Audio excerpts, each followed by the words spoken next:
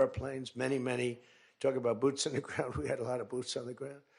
But it was amazing. And think of it, nobody was killed. And on the other side, a lot of people were killed. Unfortunately, I say that, soldiers. Cubans, mostly Cubans, but many killed. And they knew we were coming, and they were protected, and our guys weren't. You know, our guys are jumping out of helicopters, and you're not protected, and they were. But it was so brilliant.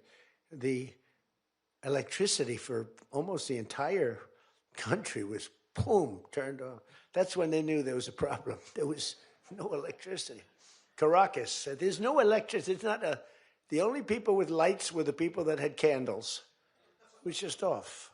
So we sort of got them a little by surprise. But it was brilliant tactically. It was an incredible thing. But I watched where Schumer, he's such a bad guy. I mean, I've known the guy for a long time, and he's such a bad guy. You know, at some point they should say, you know, you did a great job. Thank you. Congratulations. Wouldn't it be good? I would say that if they did a good job. Their philosophies are so different. But if they did a good job, I'd be happy for the country. They've been after this guy for years and years and years. And, you know, he's a violent guy. He gets up there and he tries to imitate my dance a little bit. But he's a violent guy. And he's killed millions of people. He's tortured. They have a torture chamber in the middle of Caracas that they're closing up. But he's tortured people. And now what they do, the radical left, they actually have people, and it's hard to get them. They're all paid people. Most of these people are paid. You know they're paid when they have brand new, beautiful printed signs by like the highest quality printer. And you have a woman, free Maduro.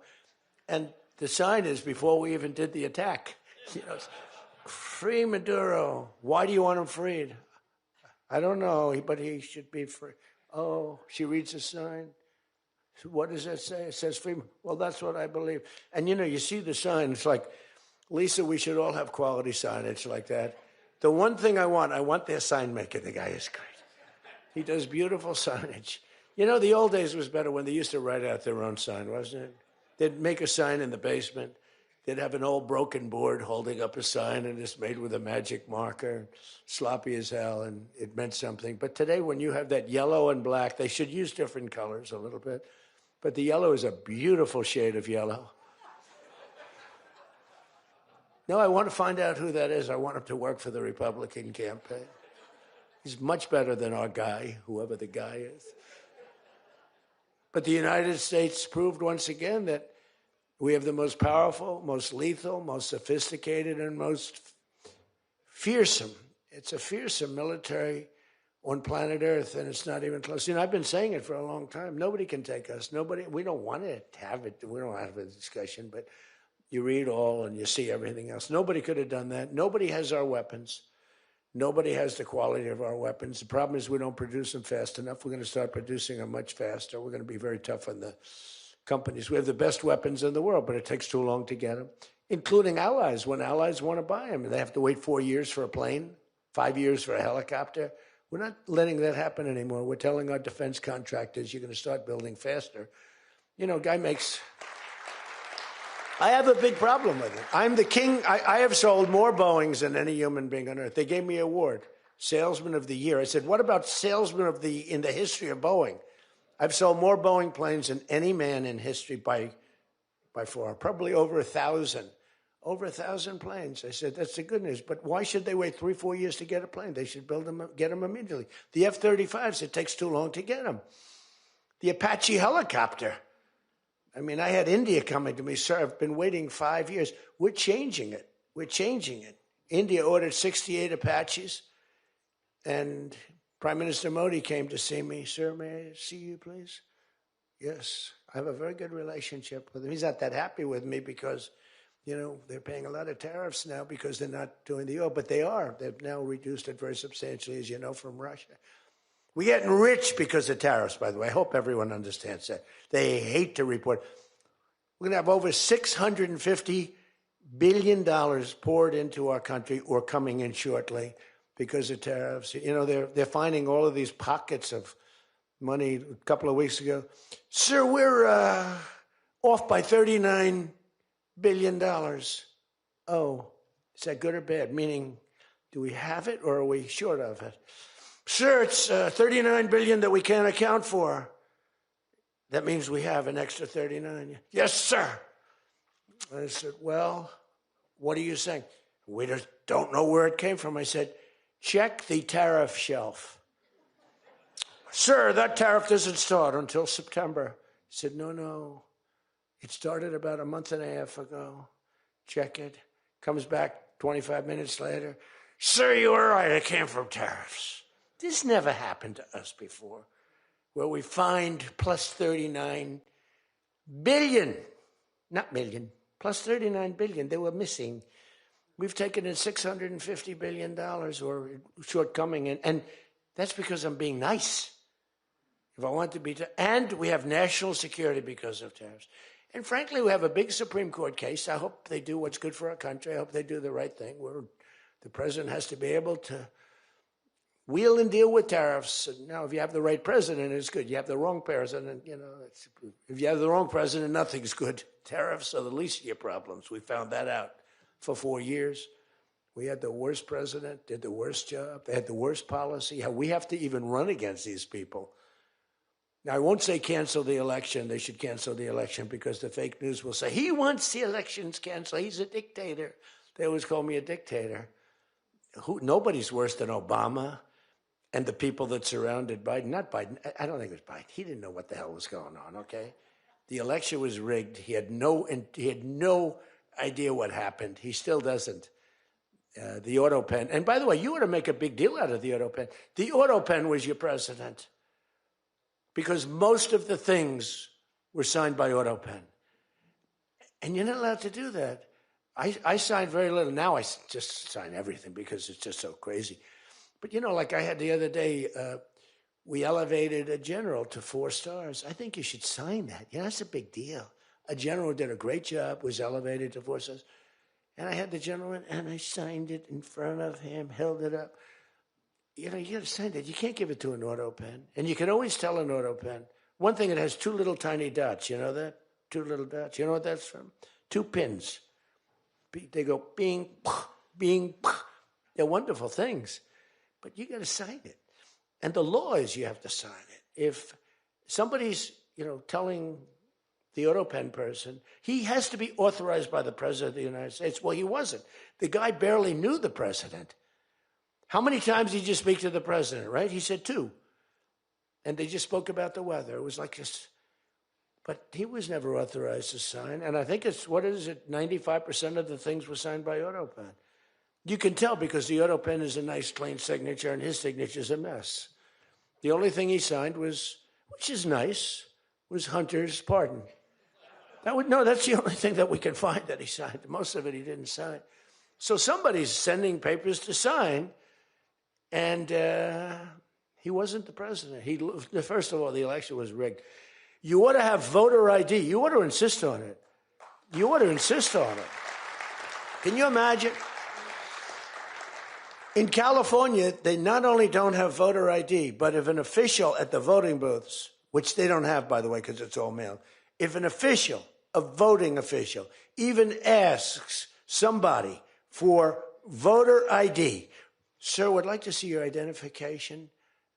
Do you come from our country? They put him in jail for tampering with the election. Okay? We got to straighten this out before it gets too crazy. California is more corrupt than any place. California is more corrupt than Minnesota. And I won Minnesota. Well, Tom's going, I think so. Well, it's close. It can't be proportionately, probably nothing's more corrupt, right? We got to win something. Yeah, right. He says you got to win.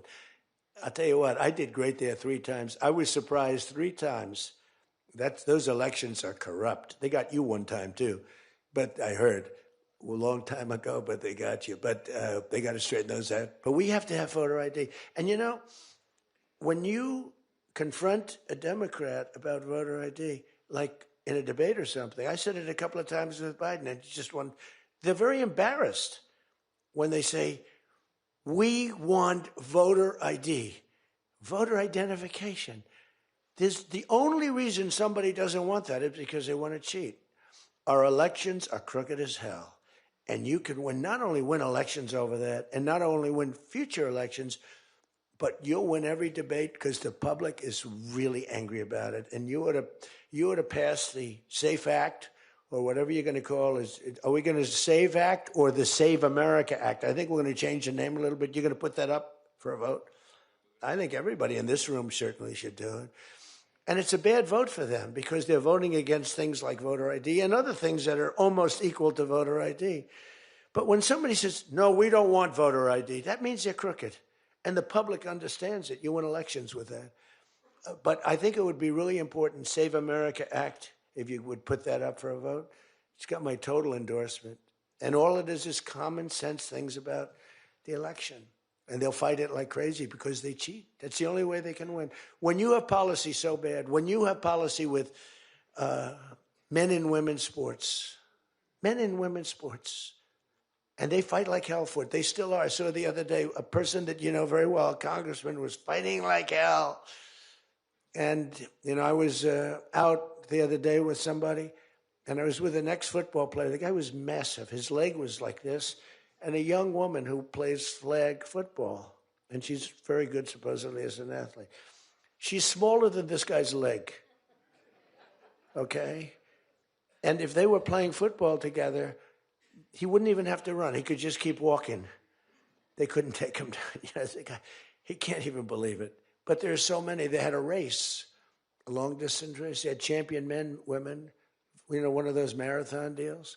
The man finished 5 hours and 14 minutes and 36 seconds sooner.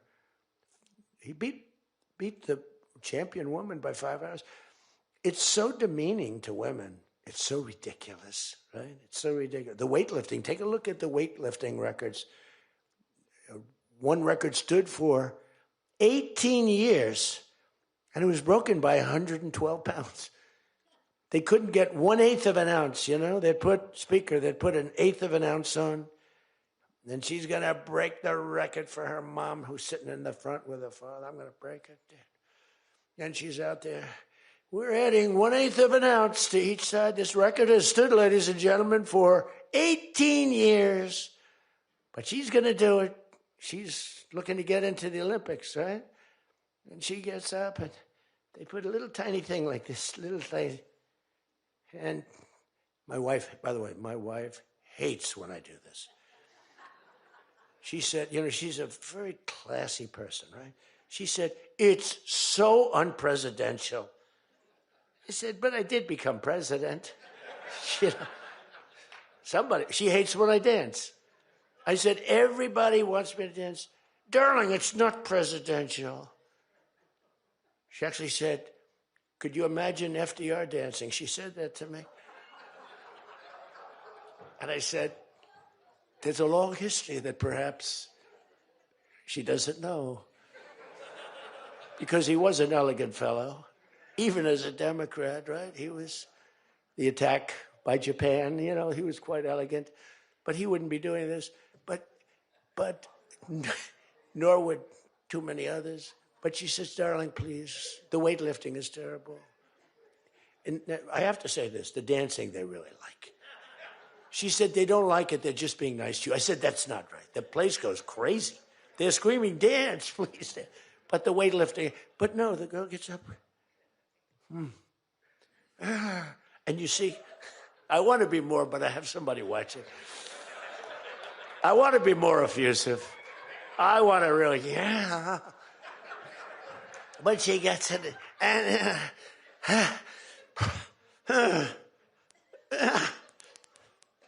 drops the thing, walks off the stage crying. Her mother's crying, her father's crying. Guy gets up. He said, have you lifted before? A little bit.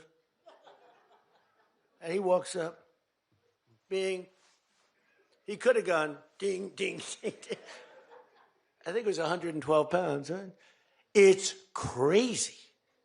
Or the beautiful boxer. They have boxing now. And that they have a young gentleman who transitioned. He was a very good boxer, but he wanted to be a woman, which is, to each his own.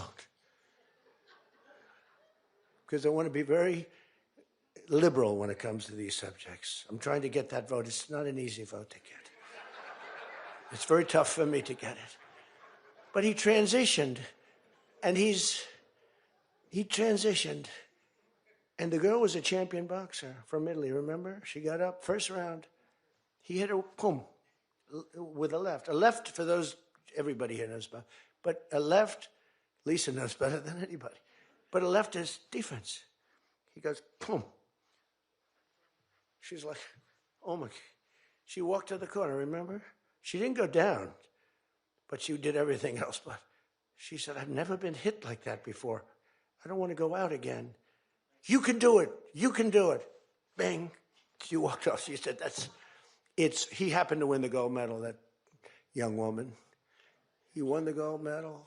There were two transition people. They both won gold medals. The whole thing is ridiculous. You have policy on your side. They don't have policy on your side. Right? You have policy. And I saw this guy fighting like hell. The swimming records is ridiculous when you look at the swimming, any records. It's crazy. And it's so demeaning to women. Women are and for a long time, they refused to talk about it. They were embarrassed to talk about it. Now they do talk about it. They talk about it openly. But they have the worst policy on everything, open borders. We want open borders. They still want an open border. We did the greatest job ever on borders. And I think they forgot it. My guy said to me today, I have a great guy, Ross. He's the greatest speechwriter. He said, sir, let's not mention the border. Nobody cares about the border anymore. Can you believe it? This was the biggest, this was the biggest thing there was. It says to me, nobody cares about the border because it has a shelf life. I fixed the border. I fixed it in my first term, but now I really had to fix it. It was much worse, when I came into office. Millions and millions of people were pouring into our country. And I fixed it. And my guy, who's incredible, says, people don't want to hear it, sir. You've done that. The problem is people forget that I did it. They totally forget. They were talking about the other day, we don't like Donald Trump on this. We don't like Donald Trump on that. And somebody just out of the blue said, well, he did an unbelievable job. Who cares about that? They're saying, that's been done. What do we do about that, Mike? Everything you do. It's almost like, what have you done lately is the way you have to run your life.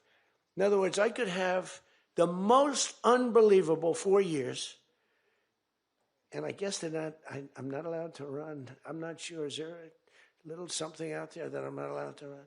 But let's assume I was allowed to run. I could have, there's going to be a constitutional movement. No, I could have the most unbelievable 4 years.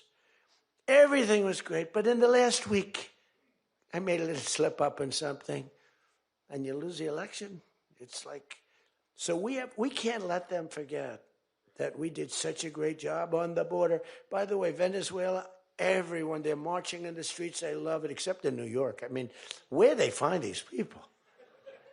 These people, and they're not these people are a mess. I know it's not nice to say that. These people are a mess. Where do they find these people? They're the worst looking people I've ever seen. They got hats that are all frayed and they look like, they're all paid. They don't even know what they're talking. When the reporters don't interview them because they know that it's, the press is so anti. It's hard to believe the press could be so anti because it's all common sense. It's not, we're conservative, whatever. Doesn't matter. We're all common sense people. It's not even conservative. It's common sense. But the press has no credibility whatsoever. Think of it. I got 97% bad stories on one network, 93% on the other, and I won in a landslide. You know what that means? The press has no credibility. That's all it means. And we got to keep it that way. So I don't talk too much about the swimming, the weightlifting, the boxing. I don't talk about it. You know why? I want to start bringing it up about a week before the election because I don't want them to correct themselves.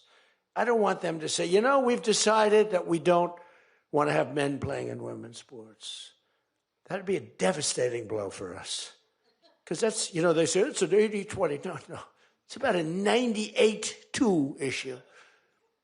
We've decided that we will not have open borders where the entire world from the Congo, prisons from the Congo. These are extraordinarily tough people. These are people that make our motorcycle gangs look like fine young men. Okay? Our motorcycle gangs are wonderful people by comparison. No, they come in from prisons in the Congo. They come in from prisons from all over the world, but in particular Venezuela. Tren de Aragua. Tren de Aragua comes in, and Tren de Aragua, they say it's the worst gang in the world. It makes our gangs look like little sweethearts. It makes our gangs, you want to take them out to dinner, they're so nice. They cut off the fingers of people. One guy makes a phone call in Colorado. The governor stinks in Colorado. He's no control. So Tren de Aragua, they don't want to do anything about it. So ICE has to go in and take them out because the governor doesn't want to do anything. But they make a phone call. They've taken over my building. The landlord's calling. They took over his building. So the governor doesn't want to do anything. But he calls the police, the guy. They come in. Did you call the police? This is Tren de Aragua. We're talking to the man that owns the building. Did you call the police? Yeah. Boom, they cut off his fingers. If you call him again, the next time your hand comes off. Can you believe it? The guy's walking around, his fingers were cut off. And these are the animals that we're throwing the hell out of here. Washington, D.C. is now the safest city in the country. And you people know that better than anybody because you were, I mean, think of it. You're in Congress, you're respected people, you're afraid to walk outside. Washington, D.C. Now, we had a terror attack 4 weeks ago, and one person's looking down from heaven, and the other one is actually recuperating and going to make it, I think, but really badly hurt. Really badly hurt. Most positive mother I've ever. No, my son's going to be fine, sir. The mother was telling me that the night of the attack, I went just like I went to you. I spoke to this incredible woman.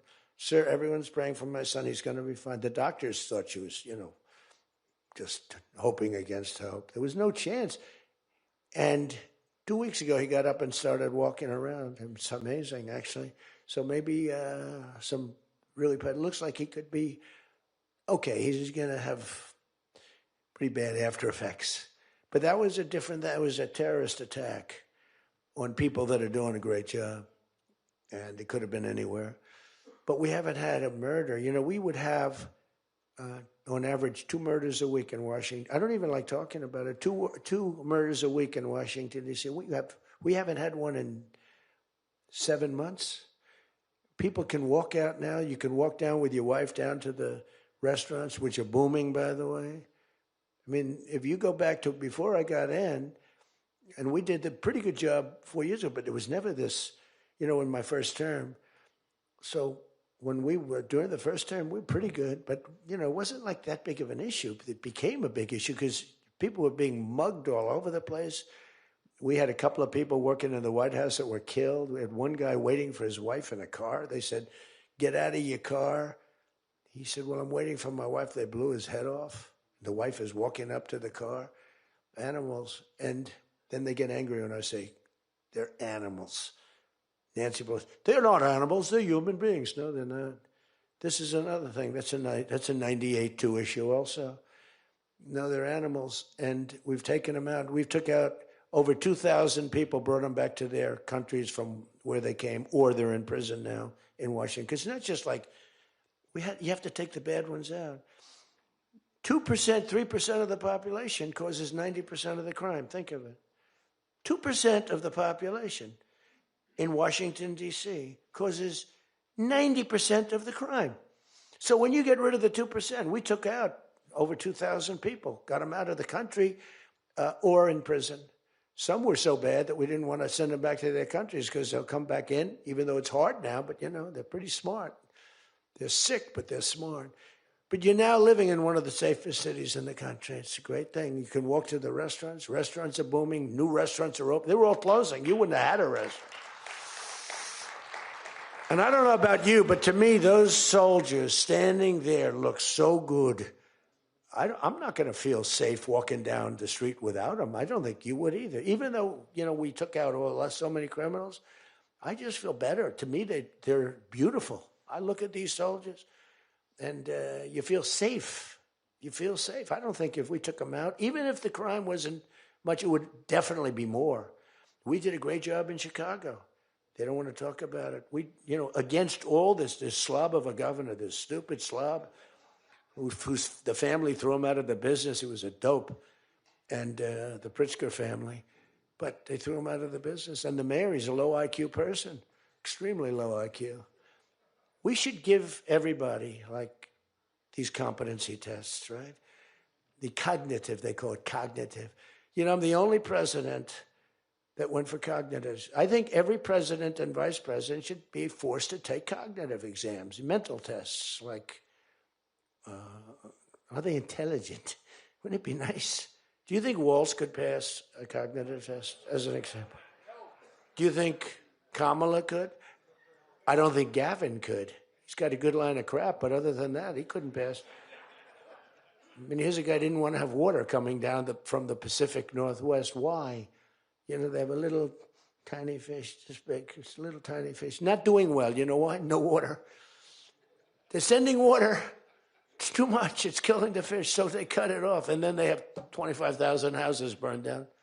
They don't know why. No, I think, I believe in it. I'm the only one that took a cognitive test. I do, it's the worst. If I don't do a medical exam, because I've had times where I went longer, because I'm busy. If I don't do a medical exam, they say, Trump's not doing an exam. There must be something wrong with him. If I do the exam, they say, why did he do this? Why did he do this part of an exam? He did too much. There's something wrong with him. Do you remember there was a period, Mike, where I had 32 days in a row I did one press conference, 2, 3, sometimes 4. I do them behind the desk. I don't even just do it. I do press conferences. But I do many press conferences. So in 32 days, and then one day, just one day. This is 32 days in a row. Must be some kind of a crazy record. Then one day, do you remember I didn't do one? Because I took Kai, my very brilliant golfer, beautiful young lady who swings the club so beautifully. She's a great scratch golfer and loves playing. Grandpa, would you take me to play golf? So I ran, I play golf in like record. I play speed golf. It's better that way. You know the expression? Miss it quick. No, I play speed golf, but I'm a good golfer. Everybody knows. Anybody that I've beaten in this group. But I love to play golf, but I don't get to play much. But I took off 2 hours, and the press couldn't find me. But they knew I was there because they follow me. And I was getting, are you okay? Guys are calling me up. Some of the guys in this room. Sir, are you okay? Yeah, what's the problem? There's a report, sir, that you're no longer with us. Remember that? No. The report was that I don't want to use the D word. It's such a horrible word. Dead. I don't like. There's a report, sir, that you're no longer with us. I said, well, I just hit a 280-yard drive. This isn't bad. And, it's one of the, and it took me a couple of weeks to get that one straightened out. The new one is they did a report in the fake news New York Times where I worked this day from early in the morning till late in the evening, but we don't give out a full schedule. It's like who the hell wants to give out a schedule to these people? But it's all work. And this, in particular, this day was brutal. I never got to leave the seat. You couldn't do anything. It was just one after another after another. And this went on from early in the morning till late in the evening. And my people gave out a report. He had lunch. They show a report, lunch with somebody. And they did a story. Donald Trump is slowing down. He only had lunch. And then he went back up. And they said, that's malfeasance, whoever did, right? No, it's terrible. I was actually more angry with my people than I was with the New York Times. But they wrote a story. And it takes you a period of time to recover from these hits. And it's almost no matter what you do, but you have to keep a positive eye. But we have a fake press. We did a thing that's so incredible on medicine. that nobody has ever done it, reducing favored nations, most favored nations, we reduced the cost of medicine at levels that have never even been dreamt of before. We should win the elections on just that thing if we did nothing else and went home, go home. We did favored nations where we're bringing down the price of a pill. As an example, in London, the pill sells for $10. In New York, it sells for $130. That's 13 times as much. Most favored is, I want to pay what the lowest nation in the world is paying. Everybody knew about it, but nobody had the guts or the stamina to do it, or the respect from other nations, but I do. And then you also had to get the drug companies. The drug companies were not easy, but they were much easier compared to the other nations. So the other nations used to tell the drug companies, we're not going to pay more. You kept it for years, the same price. Everything, we just kept going up, up, up. And finally, I had the drug companies, and I said, listen, fellas, you can't do this. Can't do it anymore. I'm not going to let it. We're going to do it, and you're not going to do it. And I did things to them that were brutal, but I really found out it was the nations that were so tough. So when France was told that the pill will go from $10 to $30, it's a big increase, right? But it's not really. And that ours would come down from $12 or $13 down to $30. So theirs would go from 10 to 20 or 30, and ours would go from $13 down to, meaning $130 down to 20 or 30. So it's a huge drop for us. Now, depending on the way you calculate it, it could be thousands of percent down. It could also be 90% and 80%. You know, there's two ways of calculating. I don't know if you know. They said Donald Trump exaggerated. Now, there are two ways of calculating it. But calculate it at 80, 90%. But the other way is more accurate, like 900%, because that's what it really is. But there are two ways, but use, to be generous, 90%. There hasn't been a reduction in 28 years, except for the 1 year where I got it down 1/4%, and I had a news conference. I was so proud of myself. The drug prices, prescription drugs, are going to be down by thousands of points, thousands. On that one item, you should win this election. The New York Times barely wrote about it. The other papers barely wrote about it. Nobody even knows that the drug prices. Now, people will say, you don't mind if I don't read this crazy teleprompter, do you? Because, do you mind? Because I have, it's called standard. But these things are so important because you guys got to get elected. Because if you don't get elected, we have a country that's going to go to hell. So we can't play games. Ladies and gentlemen, the sun will rise tomorrow, and when it rises, we don't need this bullshit. We need to talk about favored nations. And your numbers are coming down at levels that nobody's ever seen. We inherited high prices. We inherited a mess. We inherited the greatest inflation in history. And you know what was knocking it down? The bad economy that we inherited. We inherited bad. We now have the hottest economy in the history of our country. We have $18 trillion being invested in the United States. You have, every one of you have car plants, AI plants, plants of all different types. Because of tariffs. I hope we get the good ruling from the Supreme Court. I only hope we do, because it's given us tremendous national security. So let me just finish up, because I weave. I love to weave. If you ever weave and don't come back to the point, then that's a problem. Then you say, but when you weave and you go here and boom, boom, boom, always coming back, then you're in good shape.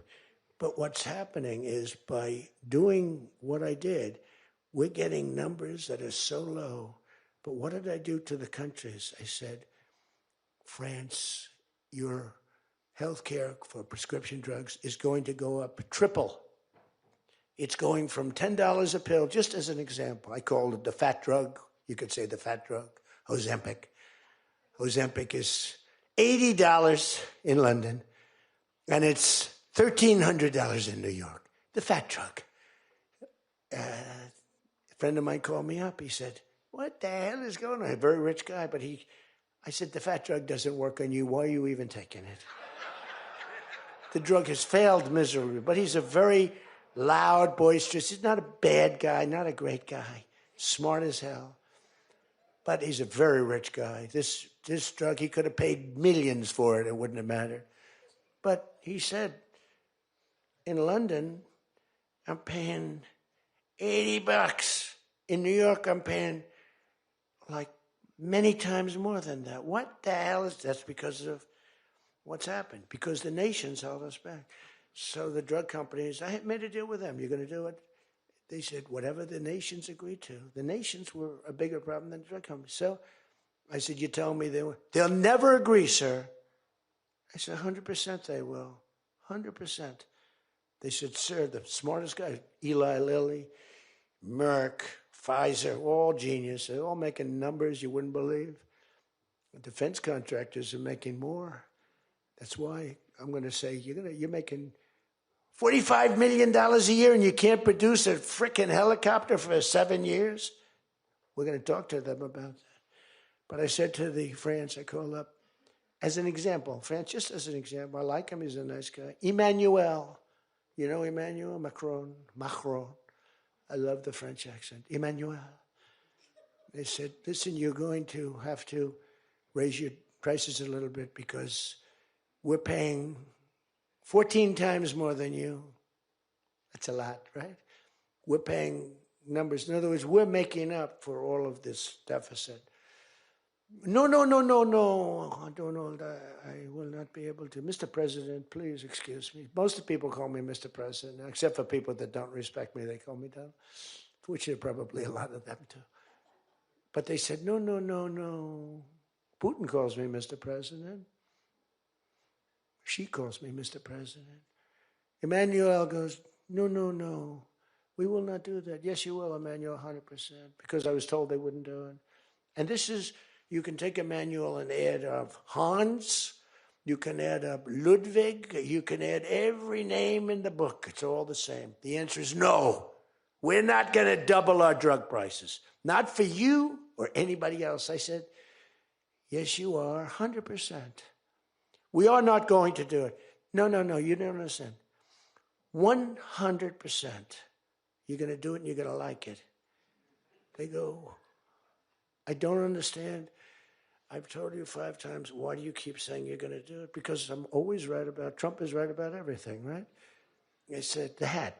Trump is right about it. I have been right about everything. Got to keep it going. Is there wood up here? Hold it.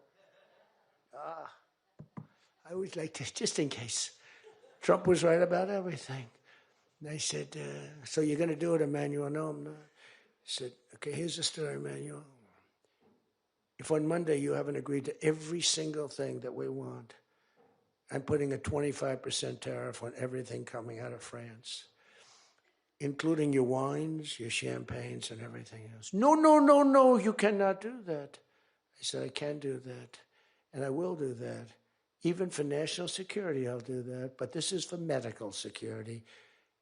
And 100%. Now, let me explain.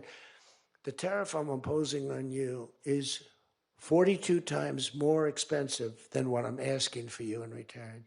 So you can either have a 25% tariff added on to you, like I did with China on fentanyl. I put a 20% penalty tax on China, and it's drying up, because the tax is far more than they make with fentanyl.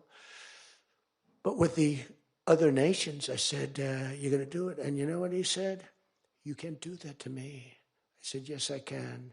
Don't worry about it. It's not going to be that bad. You just have to explain it to your people, your 39 million people, that, by the way, don't vote by mail. They vote on paper ballots. They tried voting by mail, and there was fraud all over the country. We're the only country that votes by mail, essentially. You know that, right? You know, Speaker, that's another thing.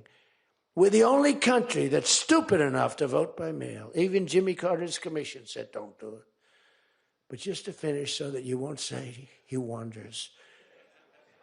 Emmanuel said to me, Donald, you have a deal. I would love to increase my prescription drug prices by 200% or whatever. I would love to do it. It'd be such an honor. Whatever you want, Donald, please. Don't tell the population. Please, Donald, I beg you. Every country said the same thing. No, no, no, we will not do this. Some were strong, some were very nice, some were rude. But they all said one thing, no, we won't. And within, I'd say on average, 3.2 minutes, they were all saying, we would be honored to quadruple our drug prices. So we would be honored to quadruple our prices if that's what you like. We want to make you happy. Okay. Therefore, I will not charge you a tariff, and you're going to increase your drug prices by 3 times what they were paying 2 days ago, right? And we have now favored nation. You think Biden could do that? I don't think so. Think Biden ever thought of it? Now, everybody's wanted favored nations, but everybody knew it was impossible to get the countries to agree to it because they wouldn't have done. And they've been doing this for 40 years or whatever it is. We were subsidizing the entire world. That's just one of the many things we're giving. But you should take that thing. That's going to save. Now, that also, when you add that to healthcare, your drug prices are much lower than what you projected. So we're going to reduce healthcare by a lot. One other thing. On healthcare, it's never been our issue. It should be our issue. We had a very nasty vote from a couple of people.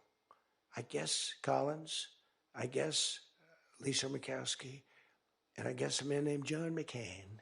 Remember? Thumbs down. You remember. He said, I'm all for 10 years he campaigned. I don't want to be nasty, but for 10 years he campaigned on Obamacare. We're going to destroy Obamacare. We're not going to do it. And then we're going to terminate it. And then it was a little surprising. We could have had health care, good health care. Obamacare is bad. And the people understand it's bad. And the premiums are horrible. But one thing I've learned a lot about healthcare. I found healthcare sort of like not of tremendous interest, but it was very important. And I made it of tremendous interest. So I made a statement a couple of months ago because I saw the numbers. I said, boy, because, I like to see what's going on. That's one of the reasons. By the way, we set an all-time record again today.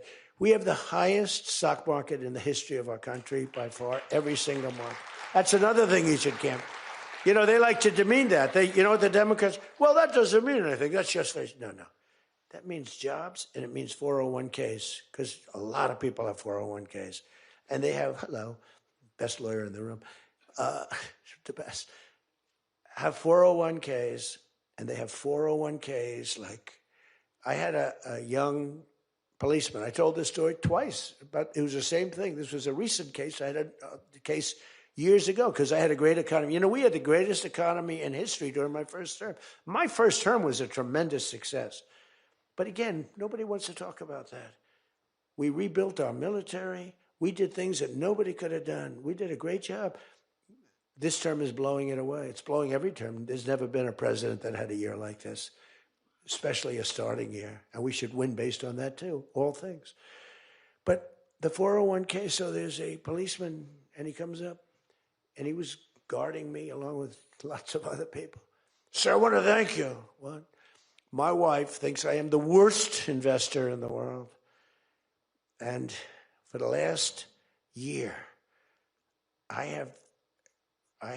she thinks now I'm Warren Buffett. She said, you're smarter than Warren Buffett. You're a better investor than Mr. Warren Buffett, sir. I said, how's your 401k? It's doubled. It's going up. It's going up. I said, just relax. But 401ks are through the roof. Those are us. Those are the people. We have the highest stock market in history. 47 days out of 11 months. We have just a piece of the last month left for the first year. 47 days out of 11 months, we hit a new record. Well, we hit one last night. We hit another one today, I understand. But we hit one last night, a new record, brand new record. All exchanges, not just, Dow. Dow was up, but all of them. We have another record, that's the 47th time in 11 months that we've hit an all-time high. And the future, because we have more money coming into our country than any country has ever had by far, The record was about $3 trillion many years ago by China. We've got $18 trillion pouring into our country. You know why? Because of tariffs. Because if they build a factory, they don't have to pay any tariff. But if they make it in another country and they send it in, they have a very big tariff to pay.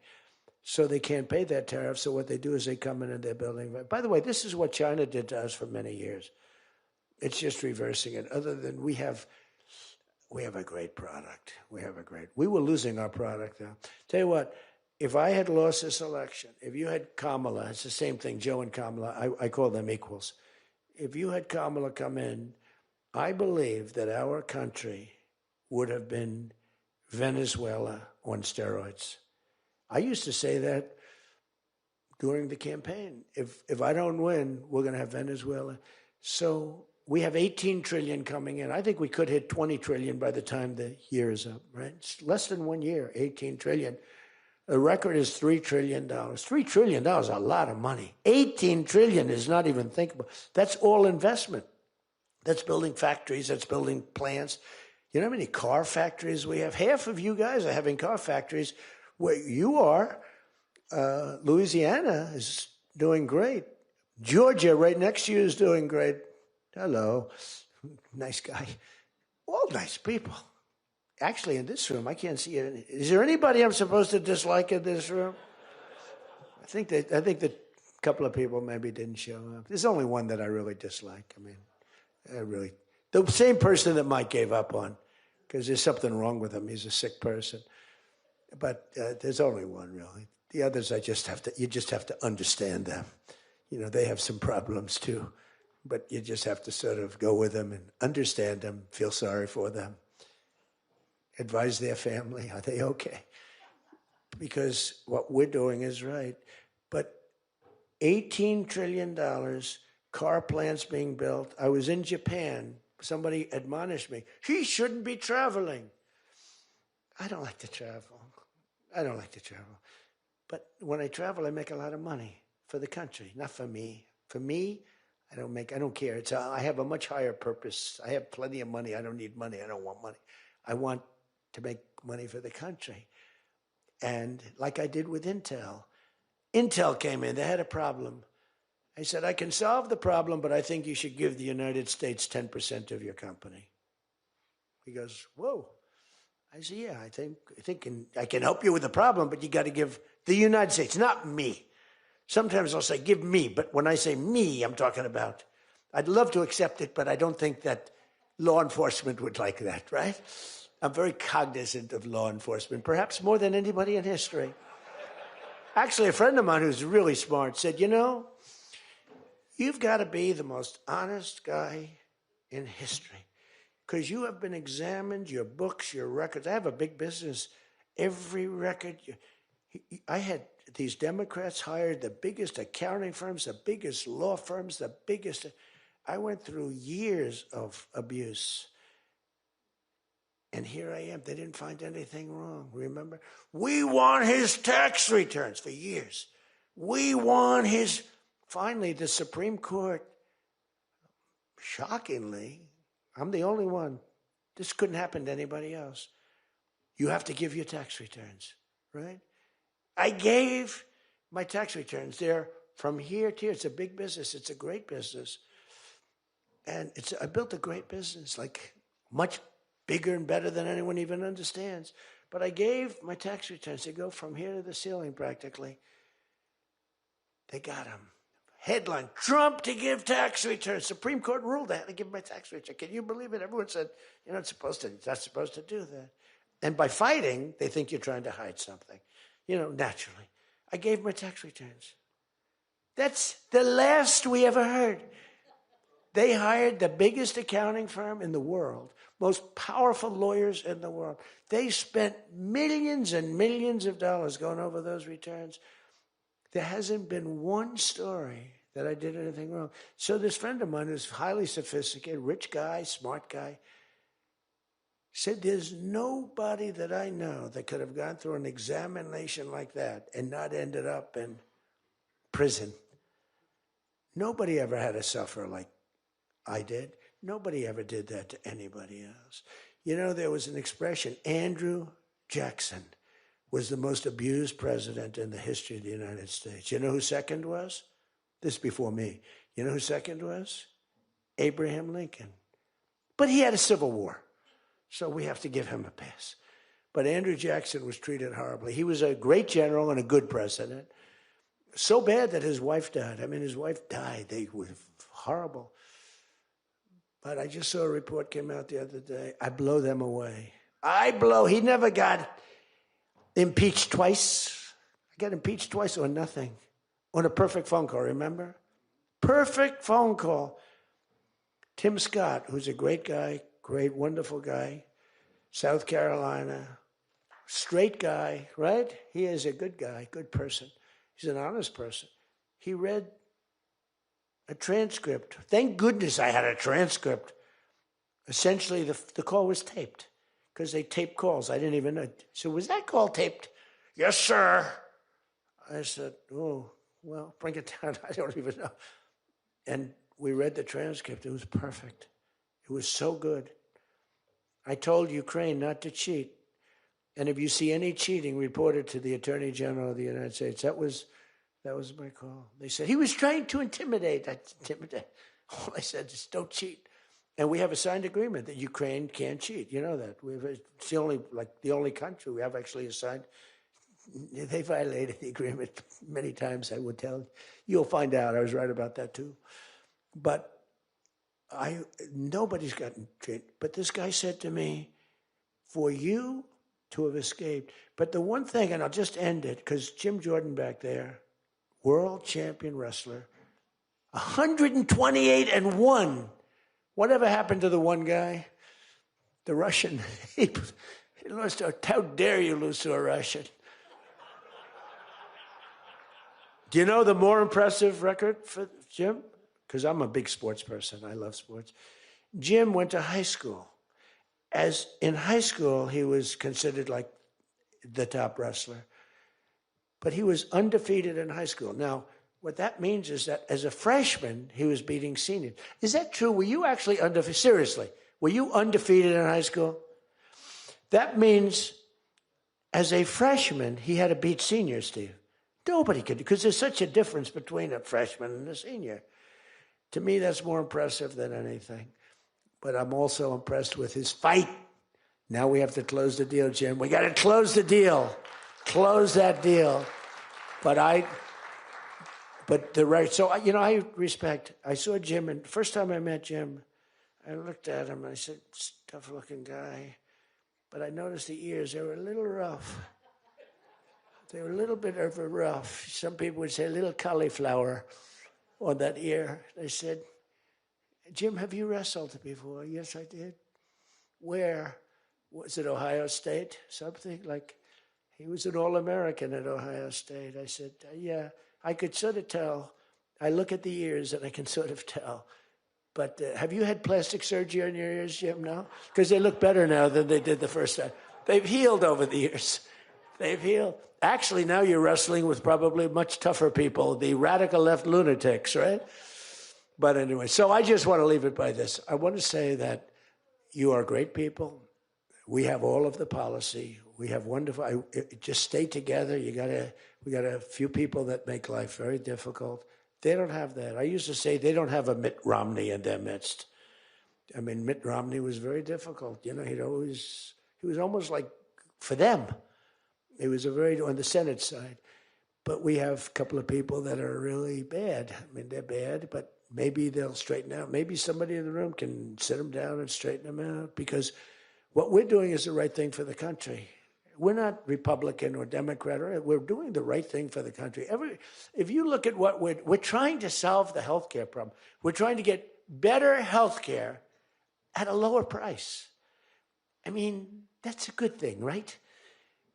And the one thing I learned, and just in concluding, and I said it like a month and a half ago, and it was the number one thing in the country. Even the fake news covered it. They tried to put a negative spin on it, of course.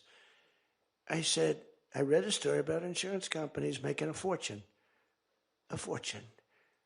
Their stocks were up 1,700%. Who invested recently in a stock that's up 17? And that's because the money that they're getting from Obamacare is massive. And the government generally.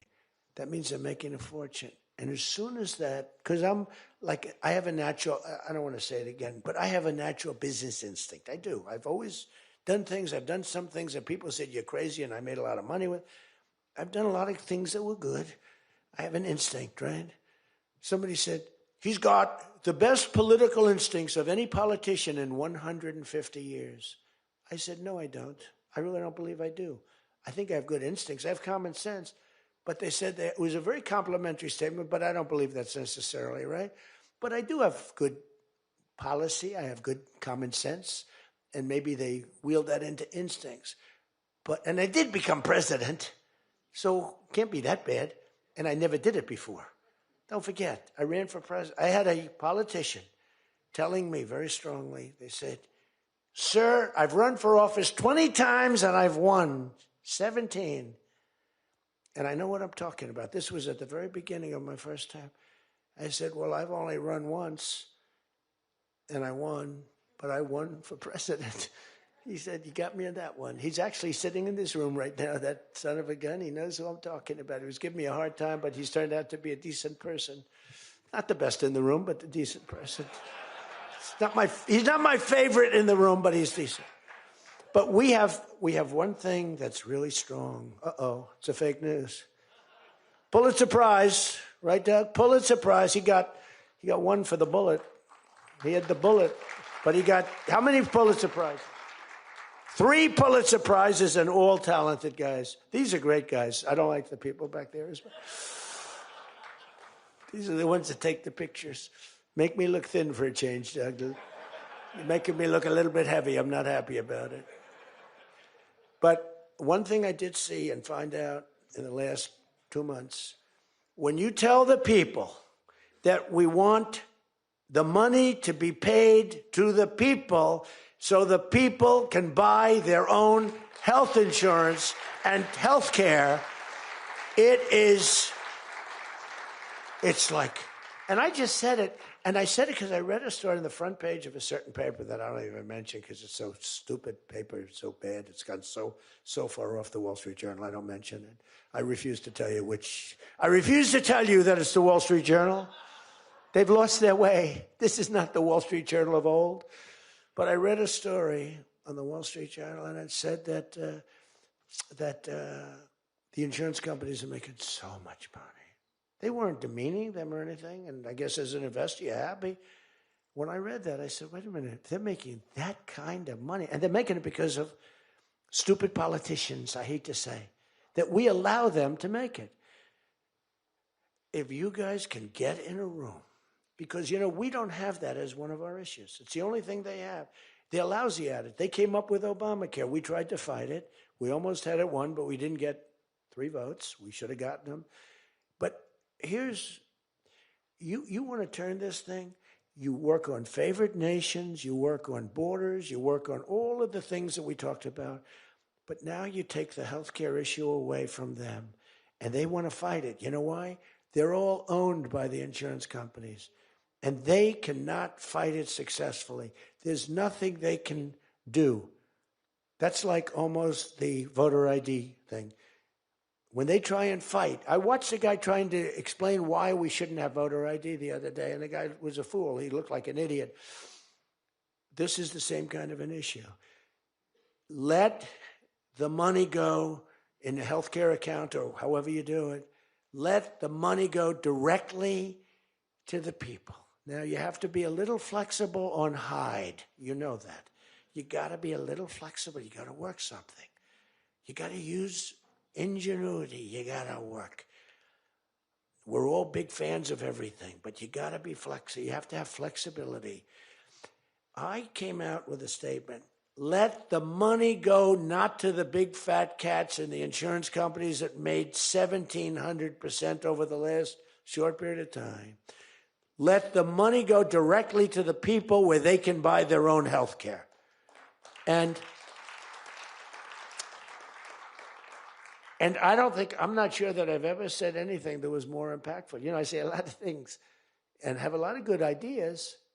And this was an idea that, I mean, the whole world went crazy. The whole country went crazy. The world went crazy with envy. If you can somehow do that, Mr. Speaker, Tom, all of you, Steve, if you can do that, you're going to have, this is going to be your issue. And the other thing is fertilization. They're trying to hit us on fertilization. They were dead on fertilization when I got a call from a very wonderful young senator from Alabama saying they had just lost a case. And the case, I've never been met with such scorn. Friends of hers were just going crazy. And I said, explain the issue to me. And it was on IVF, the fertilization. A judge ruled against and said all fertilization places have to be closed down, like immediately. It would have been a disaster. And fortunately, I picked it up, and we owned the issue. But now I understand they're trying to make a case on fertilization. You can't let them do that. Very important issue. All of these issues are very important issues. But you can own healthcare. Figure it out. Let the money go directly to the people. It goes in a healthcare account. There are numerous things you can do, but you have to let no money for the insurance companies. You know, I'm going to meet with the insurance companies. I said, I'm going to meet with them because I met with the prescription drug companies. And that's when I found out what was going on with the fact that we were paying 10 and 13 and 14 times more money than Europe and other places. I learned that at the meeting. Now, I'm going to meet with them in a few days. I'm meeting with them all, 14 companies. I'm meeting with them all. I'm also meeting with oil companies. Let's go. You know what that's about. We've got a lot of oil to drill, which is going to bring down oil prices even further. But if you can come up with health care, remember this, where the money goes to the people, you have just owned, they can't fight it. They're owned by the insurance companies. You guys don't get money from the insurance companies. They do. They get a massive amount of money. It's their biggest donor. They're going to try and fight you, but they can't win the fight. If you explain it, the money goes directly to the people. That's going to be your issue. The other thing is energy. Your energy prices have come so far down since I'm president, and nobody wants to. I saw on television, energy prices are down 3%. No, they're not down 3%. They were $3.50 and $4. It's now $1.99 a gallon in many stations, and it's going down further. And that's like a massive tax cut. And that's the other thing, tax cuts. No tax on tips, no tax on Social Security, no tax on overtime. Now think of this, no tax on tips, no tax for seniors on Social Security, no tax on overtime. You're allowed to deduct if you buy a car and you take out a loan on the car. For the first time ever, middle-income people, all people can deduct, but they never got a deduction before like this. It's only for rich people. They got them. They have so many deductions. You're allowed to deduct the interest against your taxes. Nobody thought it was possible. It's going to be phenomenal for the car companies, but it's even more phenomenal for the people. It's like getting it's like paying half for the car. All of these things, you have so much ammunition. All you have to do is sell it. Taxes. But the one thing they know about the taxes, I call it the great big beautiful bill. I think it's even better. But the great big beautiful bill is just that. There are so many goodies in the bill, you have to get the word out. Because the people in the back of the room won't do it. That's why I love live television. Because they can't, sometimes they'll turn the camera off. But they're embarrassed when they do that. If we're going too strong and doing too well, if the lights go off, you know you're doing well. If the lights are on, you got yourself a problem, okay? I see that little red light. That light goes on. If that light, that's bad, isn't it? If that light goes off, you know that you're doing a good job because you're fighting the Democrats and you're fighting the fake news.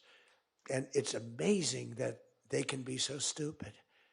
and they don't have credibility anymore, and you can beat them. I mean, it's the old thing that, never fight the news, but you have no choice because it's almost like they become radicalized. But you are fighting the news, but you can beat them. That's why I'm standing here. I mean, I had Kamala. I was beating Joe by 30 points, and then they changed him. That's like a fighter in the ring. He's losing, and they say, let's put somebody else in to take his place. Very unfair. They changed in the middle of the election. They said, he's going to lose, so let's give somebody else. And fortunately, she was just as bad as him. Probably slightly. I don't know. Would you say as bad or worse? Close. Pretty close. But it took 6 weeks. It was a honeymoon period. 6 weeks. It took 6 weeks to find out that she didn't have what it takes. But you got to win the midterms. Because if we don't win the midterms, it's just going to be, they'll find a reason to impeach me. I'll get impeached. We don't impeach them. You know why? Because they're meaner than we are. We should have impeached Joe Biden for 100 different things. They are mean and smart. But fortunately for you, they have horrible policy. They can be smart as can be. But when they want open borders, when they want, as I said, men and women's sports, when they want transgender for everyone, bring your kids in. We're going to change the sex of your child. Just send them our way. In some cases, like in Minnesota, they don't even tell the parents. Is that right? And nobody believes it when I say it. I think we have 6 states. Nobody, am I correct? Okay, Tom Emmer said yes, so. But it's true. Where the kid comes back, they keep the kid. They operate on the kid. They don't tell the parents. It's not believable. We have great, solid, common sense policy. They have horrendous policy. What they do is they stick together. They never have a no vote. They impeached me. I never knew I was going to be impeached. I get a phone call. You just got impeached. I said, what does that mean? It took them 10 minutes. They impeached the president of the United States, who did a damn good job. I rebuilt our military, Space Force. I got everything. I did a lot. They impeached me for nothing, twice, for nothing. Fortunately, you were on our side, and we were unanimous. And the second time, the few people in this little group, like Rice and this, they're all gone. Every one of them is gone, except one that we're going to sort of let ride with. Some guy that has a state that you might as well just let him ride. But think of it, everyone's gone. Everyone's gone. It makes me feel so good. I don't want to feel vicious, but I'm so happy that everyone. And they're seriously gone, too. They lost in landslides. This guy named Rice, he lost by 48 points, right? Remember him? Oh, no, there he is. What a job you did, Mr. Fry. Congressman Fry. I looked around for somebody. It's true, this was a good choice. We've made some bad choices, too, because you have to do it. I said, who the hell can run against this guy, Rice? It was a Trump plus 40 district. They had riots around his house that night. He voted, I vote to impeach. And that night they had riots. So they said, who the hell? Just give me somebody. A warm body. And then, no, it has to be a living, breathing person. And then if I could get a genius, it would be good. And we got a guy who is so good. He's been, I think, are you happy with him? I think so. Stand up, Rob. He's great. I said, where does he come from? He's like a senator, state senator or something. I said, all right. I spoke to him one time. I said, you're accepted. But little did I realize how good he was. You did a great job. You've done a great job, and the people love him. So he has done a great job. I just want to say this. I haven't read one word on this thing. Who the hell else could do this? And I think I gave you something. It's just a roadmap, and it's a roadmap to victory. You have so many good nuggets. You have to use them. If you can sell them, we're going to win, because we've won 2 races in like 50 years.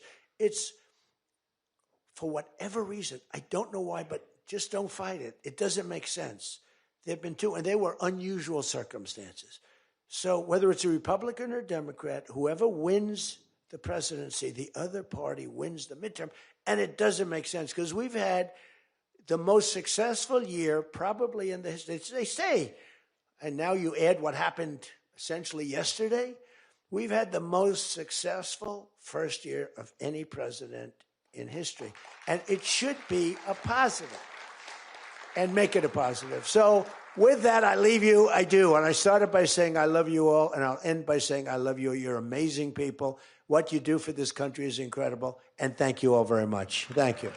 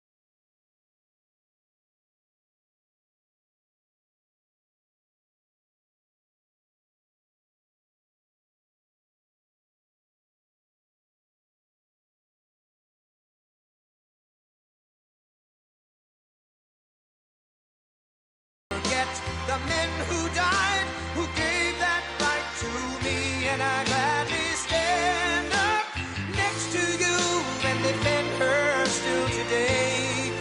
'Cause there ain't no doubt I love this land. God bless the USA. Thank you very much. I do love that song, but we got to get to business.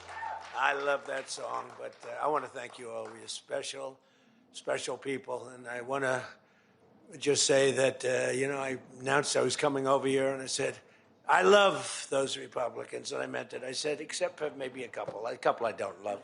But the people in this room, I don't know if those couple are here. I don't know. I don't care if they're here or not. But we love you, and you've done an amazing job. You love the country. You're doing what's right for the country. And I want to wish everybody a Happy New Year, the most successful House Republican majority in decades, and we did it with not a big majority, right? That was not a big majority, but it's a unified majority, and it's people that know what it takes to make America great again. So together we had 12 months of unprecedented success in 2025, and now we're going to make history and break records with the epic midterm victory that we're going to pull off. It just doesn't seem to happen for people that win the presidency. It's an amazing phenomenon. You win the presidency, and we sure as hell are having a successful presidency. I will say that. But even if it's a successful presidency, there's been nothing like what we're doing. We had a very good day 2 days ago, too. But even if it's successful, they don't win. I don't know what it is. There's something psychological, like you vote against. You can win by a lot. We won every swing state. We won the popular vote by millions. We won everything. But they say that when you win the presidency, you lose the midterm. So you're all brilliant people. Most of you are in this business longer than me. That makes me smarter than you. Because look where I am, right? No, it doesn't. But I wish you could explain to me what the hell's going on with the mind of the public, because we have the right policy. They don't. They have horrible policy. They do stick together. They're violent. They're vicious. They're vicious people. And they stick together like glue. They don't have a couple of the people that we have. A couple of people, not too many, really very few. And that's why I want to just say that before we go any further, I want to express our tremendous sorrow at the loss of a great member, a great, great, great member, Congressman Doug LaMalfa, who passed away yesterday, as you probably have heard. And he was the leader of the Western Caucus, a fierce champion on California water issues. He was great on water. He wanted, release the water, he'd scream at him. and a true defender of American children. He was a defender of everybody. And our hearts go out to his wife, Jill, and his entire family. You know, he voted with me 100% of the time. And by the way, he wasn't a 3 o'clock in the morning person. Do you know what I mean by that? Where the speaker goes, sir, could you call up? Could you call? I said, what time is it, speaker? Sir, it's 3 in the morning. Could you make a couple of calls? How many? 9. So I'd start calling 3 in the morning. I said, I shouldn't use any names. I'm just going to create problems. But hi, Jim, and I'm not talking about Jim Jordan. I never had a call 3 in the morning for him. But I said, hi, Jim, how you doing? I just called to say hello, 3 in the morning. Okay, sir. Sir, you haven't spoken to me in 3 years, and it's now 3 in the morning, so I know what you want. You want my vote? And usually almost always they'd give it, but they wanted to be called. And with Doug, I never had a call. He was with us right from the beginning. I love those guys. I must say I probably love them the best, the guys that I don't have to call. They know we're doing the right thing. I have a couple that are going to be with us all the way, but they just want the call. They want love. They need love. They're more insecure than most of you. It's true. No, most of you are secure people. You're all laughing. No, most of you are secure people. I had a couple say, look, I could have Trump call me all the time. I just have to break his ass a little bit. And he'll be calling. But I appreciate those. We actually had a little party. We opened up a beautiful section of the White House in the Rose Garden, and we had a party for all of those people that I never speak to and vote for me. And, I spoke to Doug, but I didn't speak to him never had a problem. And I was really saddened by his passing and was thinking about not even doing the speech in his honor. But then I decided that I have to do it in his honor. I'll do it in his honor because he would have wanted it that way. He would have wanted it that way. He would have said, do that speech. Are you kidding me? Do the speech, big guy. But he was a fantastic person. Man, that was a quick one. I don't know quite yet what happened, but boy, it's a tough one. He was just with us. He was our friend, all of us, every one of us. And I also want to send our best wishes to Congressman Jim Baird and his wife, who are recovering from a car accident. They're going to be okay, but they had a pretty bad accident. And we're praying that they get out of that hospital very quickly. He's going to be fine. She's going to be fine, but it was a bad accident. And I want to thank the man who has been central to so many of our triumphs. He really has been. He's the guy that would call me to make those calls all the time. He's always working. And he's a nice person. He's a high-quality person. But I want to tell you, he's a very tough cookie. I've seen both sides. Not often do I have to see the other side, because he's just, by nature, he's a very fine, religious. I like that. He's a religious person. I like that. I like religious people. It usually means they're more honest. Sometimes it doesn't happen that way. I've had some real religious ones that did numbers on me, and I said, I'm going to get them someday. They got me by surprise, but it's usually good, okay, right? And his name is Mike Johnson, Speaker Mike Johnson.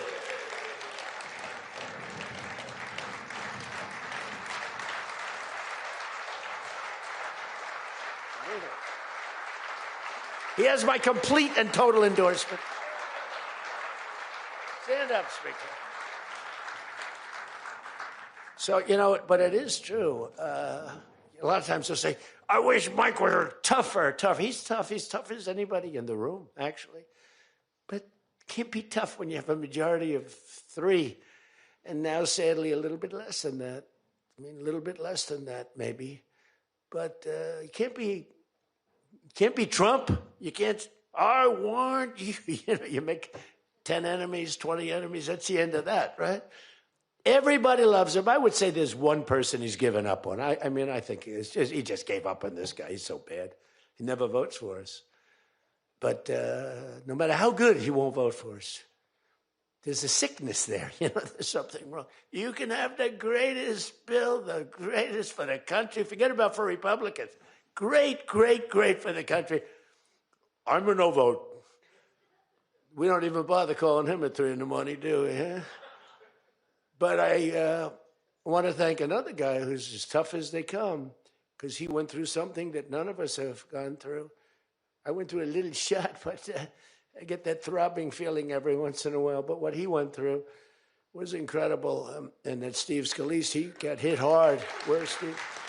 Steve.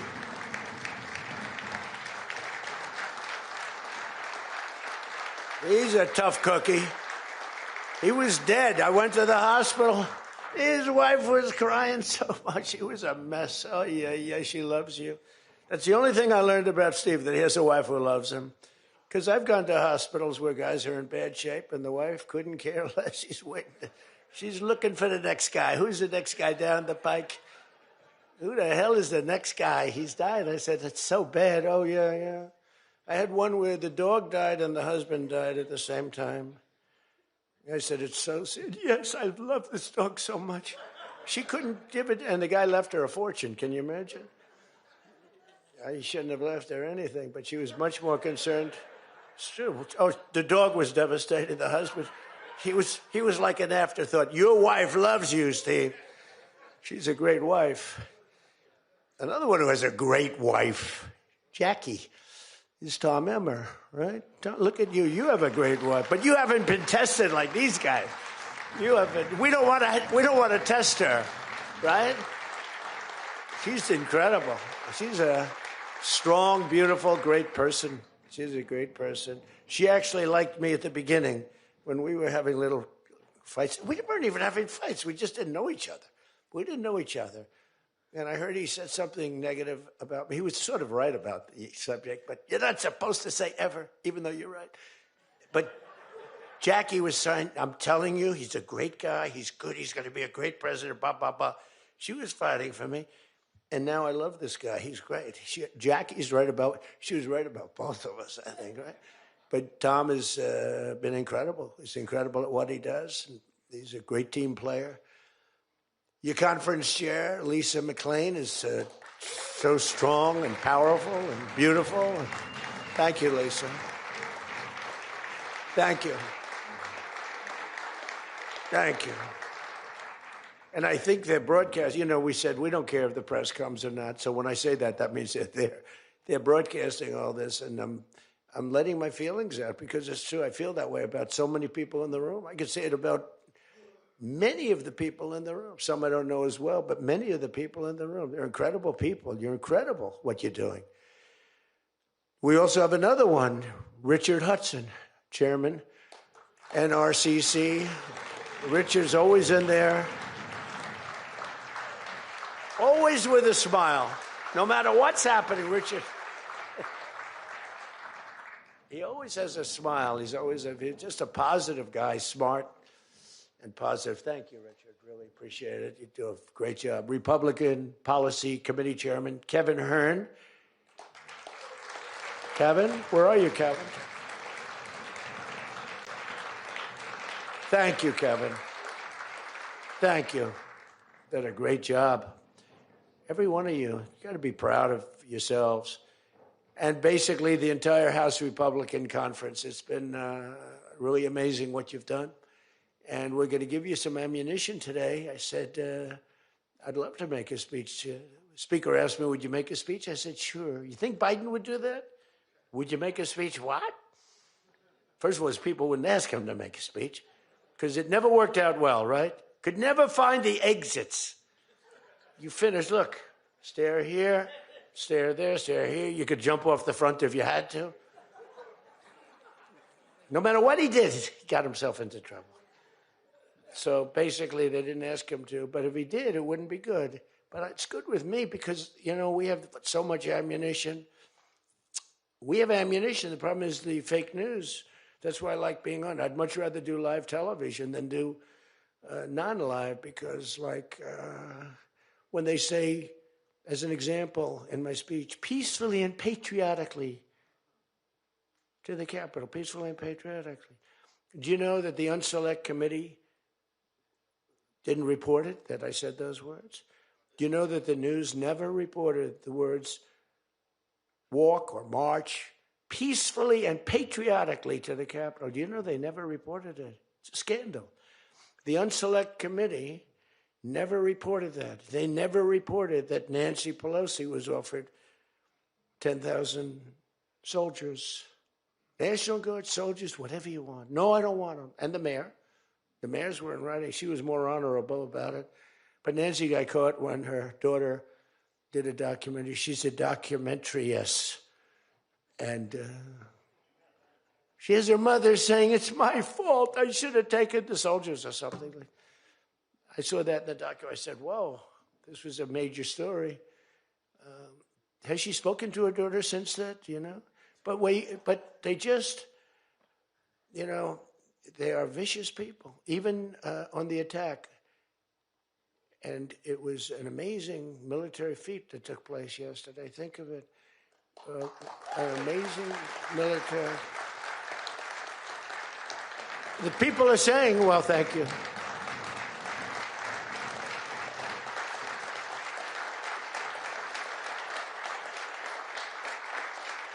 You know, people are saying it goes down with one of the most incredible. It was so complex.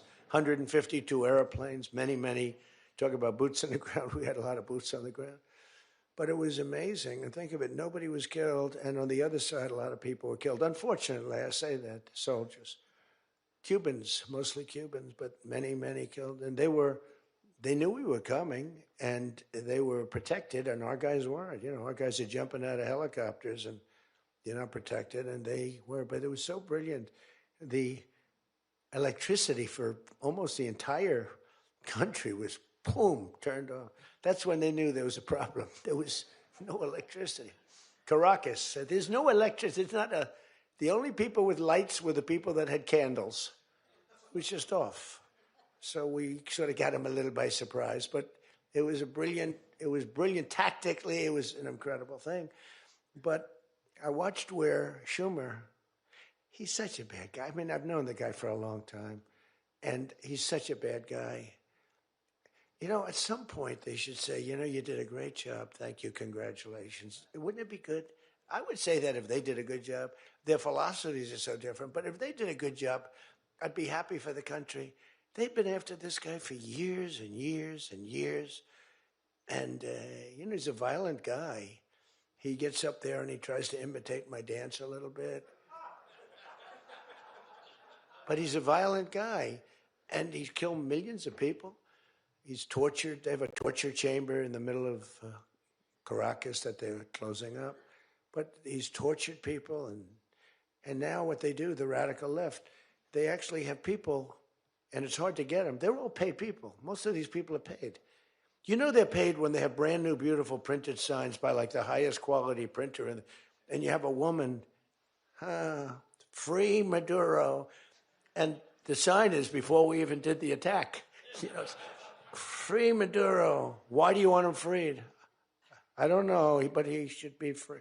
Oh, she reads the sign. What does that say? It says free. Well, that's what I believe. And, you know, you see the sign. It's like, Lisa, we should all have quality signage like that. The one thing I want their sign maker. The guy is great.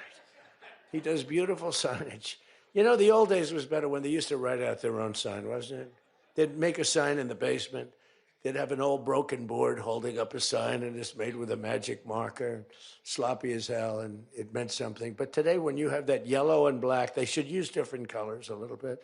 But the yellow is a beautiful shade of yellow. No, I want to find out who that is. I want him to work for the Republican campaign. He's much better than our guy, whoever the guy is. But the United States proved once again that we have the most powerful, most lethal, most sophisticated, and most fearsome. It's a fearsome military on planet Earth, and it's not even close. You know, I've been saying it for a long time. Nobody can take us. Nobody. We don't want to have it. We don't have a discussion, but you read all and you see everything else. Nobody could have done that. Nobody has our weapons. Nobody has the quality of our weapons. The problem is we don't produce them fast enough. We're going to start producing them much faster. We're going to be very tough on the companies. We have the best weapons in the world, but it takes too long to get them, including allies. When allies want to buy them, they have to wait 4 years for a plane, 5 years for a helicopter. We're not letting that happen anymore. We're telling our defense contractors, you're going to start building faster. You know, guy makes... I have a big problem with it. I'm the king. I have sold more Boeings than any human being on earth. They gave me an award, Salesman of the Year. I said, what about Salesman of the in the history of Boeing? I've sold more Boeing planes than any man in history by far, probably over 1,000. Over 1,000 planes. I said, that's the good news. But why should they wait 3-4 years to get a plane? They should build them, get them immediately. The F-35s, it takes too long to get them. The Apache helicopter. I mean, I had India coming to me, sir, I've been waiting 5 years. We're changing it. We're changing it. India ordered 68 Apaches, and Prime Minister Modi came to see me. Sir, may I see you, please?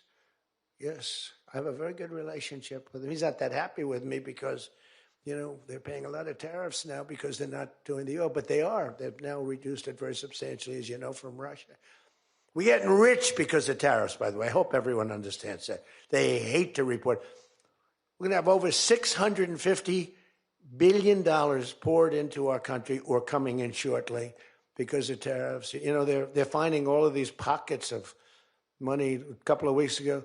Sir, we're off by $39 billion. Oh, is that good or bad? Meaning, do we have it or are we short of it? Sir, it's $39 billion that we can't account for. That means we have an extra 39. Yes, sir. I said, well, what are you saying? We just don't know where it came from. I said, check the tariff shelf. Sir, that tariff doesn't start until September. He said, no. It started about a month and a half ago. Check it. Comes back 25 minutes later. Sir, you were right. It came from tariffs. This never happened to us before, where we find plus 39 billion, not million, plus 39 billion. They were missing. We've taken in $650 billion or shortcoming, and that's because I'm being nice. If I want to be, and we have national security because of tariffs. And frankly, we have a big Supreme Court case. I hope they do what's good for our country. I hope they do the right thing. The president has to be able to wheel and deal with tariffs. Now, if you have the right president, it's good. You have the wrong president, you know. If you have the wrong president, nothing's good. Tariffs are the least of your problems. We found that out for 4 years. We had the worst president, did the worst job. They had the worst policy. We have to even run against these people. Now, I won't say cancel the election. They should cancel the election because the fake news will say, he wants the elections canceled. He's a dictator. They always call me a dictator. Nobody's worse than Obama and the people that surrounded Biden. Not Biden. I don't think it was Biden. He didn't know what the hell was going on, okay? The election was rigged. He had no idea what happened. He still doesn't. The autopen. And by the way, you ought to make a big deal out of the autopen. The autopen was your president because most of the things were signed by autopen. And you're not allowed to do that. I signed very little. Now I just sign everything because it's just so crazy. But, you know, like I had the other day, we elevated a general to 4 stars. I think you should sign that. You know, that's a big deal. A general did a great job, was elevated to 4 stars. And I had the general in, and I signed it in front of him, held it up. You know, you got to sign that. You can't give it to an auto pen. And you can always tell an auto pen. One thing, it has 2 little tiny dots. You know that? 2 little dots. You know what that's from? 2 pins. They go bing, bing. They're wonderful things. But you got to sign it. And the law is you have to sign it. If somebody's, you know, telling the autopen person, he has to be authorized by the president of the United States. Well, he wasn't. The guy barely knew the president. How many times did you speak to the president, right? He said 2. And they just spoke about the weather. It was like this. But he was never authorized to sign. And I think it's, 95% of the things were signed by autopen. You can tell because the autopen is a nice, clean signature, and his signature's a mess. The only thing he signed was, which is nice, was Hunter's pardon. That's the only thing that we can find that he signed. Most of it he didn't sign. So somebody's sending papers to sign, and he wasn't the president. First of all, the election was rigged. You ought to have voter ID. You ought to insist on it. You ought to insist on it. Can you imagine? In California, they not only don't have voter ID, but if an official at the voting booths, which they don't have, by the way, because it's all mail, if an official a voting official even asks somebody for voter ID, sir, would like to see your identification. Do you come from our country? They put him in jail for tampering with the election. Okay?